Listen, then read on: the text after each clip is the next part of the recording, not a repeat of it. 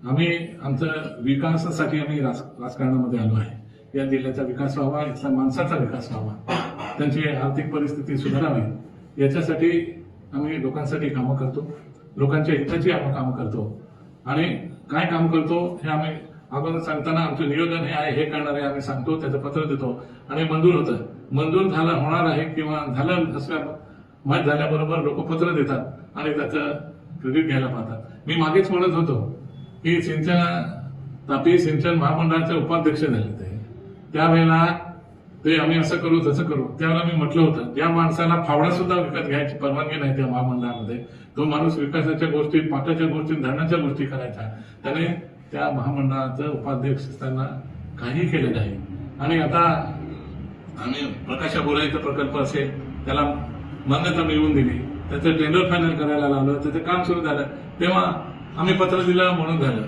आणि पत्र धन देतात, पत्र द्यायची लोकांना हौस असते, पण त्याचा पाठपुरावा करायचा, मनापासून करावा याची इच्छा कधी नसते।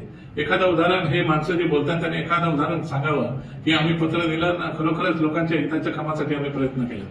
म्हणून अशा लोकांचा व्यक्ती काय म्हटलंय, लोक विश्वास ठेवत नाही, लोकांना माहित आहे कोण विकास करतात, त्याच्यामुळे असे पत्र देणारे गण निर्माण झाले जरी असले तरी हे काम कोण करतं हे लोकांना विश्वास आहे, त्याच्यामुळे आम्ही त्याच्याकडे लक्ष देत नाही। या प्रकाश बोराईचा जो प्रकल्प आहे त्या प्रकल्पामध्ये पाईपलाईन टाकायची मंजुरी पहिलेच मिळालेली आहे, त्याच्यामुळे पाईप टाकण्याचं काम वेगळं सुरू आहे।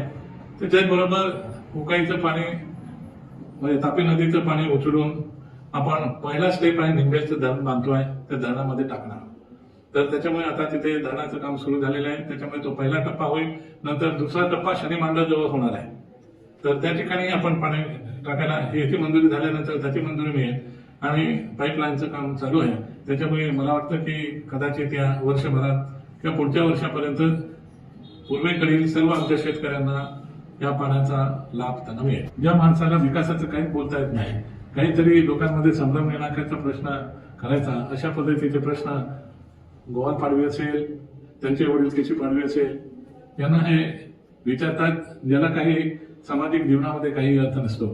ज्या माणसाने स्वतःच्या फॉर्ममध्ये हिंदू बिल लिहिलेलं आहे तोच माणूस विचारतो आदिवासीला धर्म नसतो असं, हे कशावरून सांगतो हे त्यांनी तपासून बघावं, आणि हेच बोलणाऱ्यांची आम्हाला त्यांच्या बुद्धीची कीव वाटते।